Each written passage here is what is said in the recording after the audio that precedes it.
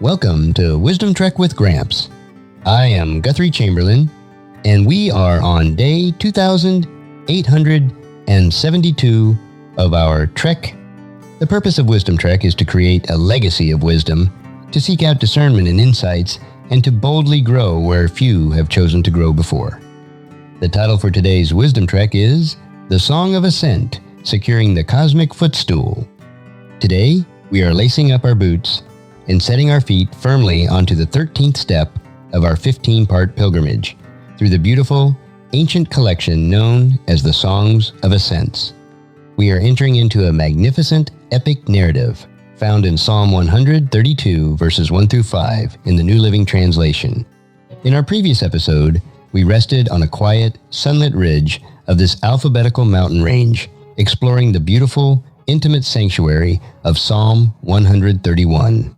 In that short, brilliant song, King David modeled the rare, supernatural art of a quiet, weaned soul. We witnessed him completely abdicate cosmic hubris, choosing to step out of the frantic, status-driven games of the surrounding pagan empires.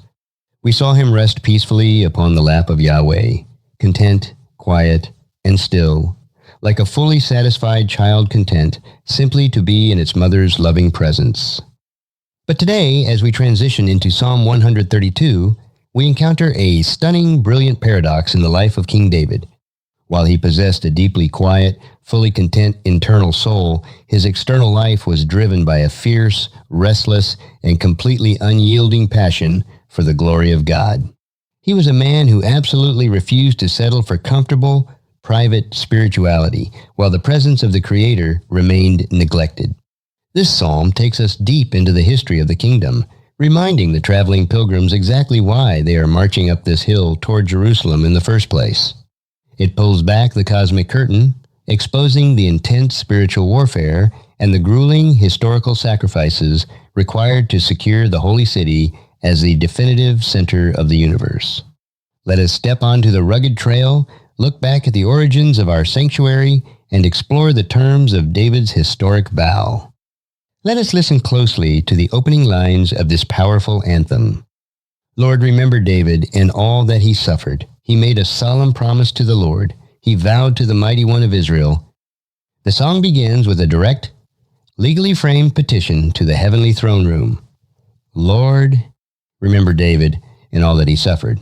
Other translations render this as all his afflictions or all his humility. This is a corporate plea from the community, reminding Yahweh of the heavy price David paid to establish the worship of God on earth. To fully understand the nature of David's suffering, we must look past our modern, shallow political histories and look through the brilliant lens of the ancient Israelite divine council worldview, as masterfully taught by Dr. Michael S. Heiser. In the Deuteronomy 32 worldview, when the Most High divided the nations at the Tower of Babel, he scattered humanity into 70 separate nations, placing them under the jurisdiction of lesser, rebel spiritual principalities, the fallen sons of God. But Yahweh set apart Israel as his own personal treasured allotment. Because Israel was the direct beachhead of the true kingdom of God on earth, the rebel gods held a deeply rooted cosmic grudge against David. The surrounding pagan tribes like the Jebusites, who originally controlled the fortress of Jerusalem, were the earthly proxies of these dark spiritual entities. When David fought to capture the stronghold of Zion, he wasn't just engaged in a secular military campaign, he was actively marching into the teeth of territorial, demonic principalities. He was violently reclaiming a physical piece of earth from cosmic rebels to establish a sanctuary where the true king could rule. His suffering included years of running from assassins, fighting brutal wars, and enduring the intense pressure of spiritual warfare, driven by a singular, burning vision. The text explains the exact engine that drove David through this multi-year gauntlet of affliction. He made a solemn promise to the Lord.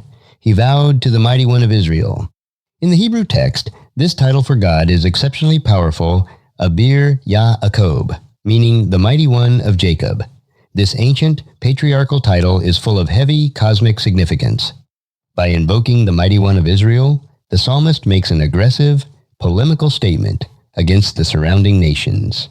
While pagan cultures bragged about the raw power of their gods like Baal or Shamash, David directs his oath exclusively to the supreme, unrivaled warrior of Jacob. He enters into a binding covenant with the only spiritual being who possesses the ultimate authority to completely dispossess the rebel principalities and claim the earth for himself. Let us now listen to the dramatic, radical terms of David's vow as recorded in verses 3 through 5. I will not go home. I will not let myself rest. I will not let my eyes sleep, nor close my eyelids in slumber, until I find a place to build a house for the Lord, a sanctuary for the Mighty One of Israel. The words of David's vow ring out with an absolute, shocking lack of moderation. He declares, I will not go home. I will not let myself rest. I will not let my eyes sleep, nor close my eyelids in slumber. This is the language of holy, hyper-focused obsession. David had built himself a magnificent, luxurious palace made of expensive cedar wood. He had achieved political security, defeated his immediate military rivals, and secured an earthly throne. By all human standards, it was time for him to sit back, relax, and enjoy the sweet fruit of his labor. The world told him he had earned the right to sleep soundly in his comfortable bed. But David looked across his kingdom, and his heart was deeply grieved. While he slept in a palace of cedar, the Ark of the Covenant, the literal footstool of Yahweh's heavenly throne, the mobile cosmic mountain where the presence of the true king uniquely manifested on earth, was hidden away, neglected in a simple tent in the distant countryside. He refused to tolerate a reality where his own private comfort was superior to the public honor of his God. He viewed his luxurious palace not as a place of rest, but as a place of distraction until a permanent, secure beachhead could be established for the Lord. He placed an intense physical embargo upon his own body, denying himself the basic human comforts of home, rest, and sleep until his mission was accomplished. This is the absolute opposite of spiritual lethargy. The rebel spiritual forces want nothing more than for the leaders of God's people to become comfortable and complacent. If the enemy can lure the warrior into a deep, lazy sleep of private luxury, the territory remains unreclaimed. But David weaponized his own insomnia. He chose restlessness, deliberately keeping his eyelids open, forcing his body to stay in a state of high alert, active combat until a space could be secured for the presence of the Most High. Look at the ultimate goal of this sleepless pursuit in verse 5. Until I find a place to build a house for the Lord, a sanctuary for the Mighty One of Israel. The Hebrew word for place here is makom, which carries a deep sacred meaning. It doesn't just mean any random piece of real estate. In ancient Near Eastern literature, a makom was a holy site, a specific, divinely appointed intersection where heaven and earth met. David was looking for the precise geographic spot where Yahweh desired to plant his feet, establishing a permanent, unshakable embassy for the divine council right in the middle of human history. He calls it a house for the Lord, a sanctuary for the Mighty One of Israel. This house was not meant to trap the infinite, omnipresent Creator within stone walls. Rather, the sanctuary was designed to be a visible, physical monument of divine ownership over the earth. It was a proclamation to the 70 disinherited nations and to the corrupt, territorial Elohim ruling over them that Yahweh had definitively returned to reclaim his property. Jerusalem, specifically Mount Zion, would serve as the centralized headquarters of cosmic order, truth, and restorative justice. David was willing to bleed, sweat, and completely sacrifice his own rest simply to lay the first stones of that eternal global empire. As we look at this text from the high vantage point of our Wisdom Trek today, we must integrate the profound lessons of Psalm 131 and Psalm 132. In the previous psalm, we learned to cultivate a weaned, quiet soul completely free from the anxious striving of our own egos. But today, we learn that a quiet soul should never lead to a passive life. True biblical humility does not make a person indifferent to the spiritual condition of their culture. In fact, because David was completely content in his relationship with Yahweh, he was free to focus his roaring energy on the public glory of God's house. He didn't build the temple to make a great name for himself. He built it because he passionately loved the name of his king. My friends, we are living as pilgrims in a world that is still highly contested. The deceptive lies, the corrupt systems, and the spiritual principalities of our modern culture constantly try to lure us into a deep, comfortable sleep of private luxury and spiritual complacency. They want us to build our own houses and secure our own comfort, while the presence, truth, and justice of the Creator are neglected in our communities.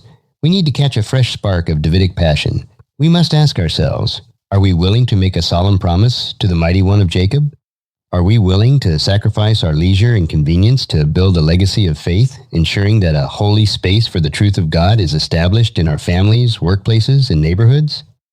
As you walk your trek today, shake off the spiritual lethargy of this culture. Refuse to let your eyelids close in a sleep of complacency.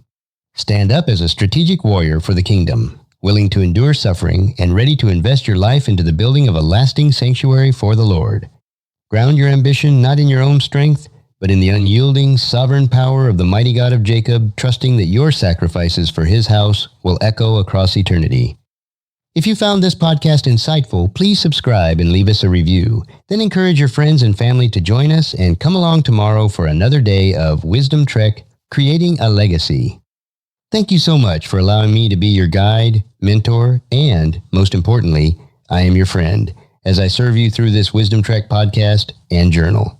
As we take this trek of life together, let us always live abundantly, love unconditionally, listen intentionally, learn continuously, lend to others generously, lead with integrity, leave a living legacy each day. I am Guthrie Chamberlain, reminding you to keep moving forward, enjoy your journey, and create a great day. Every day. See you next time for more Daily Wisdom.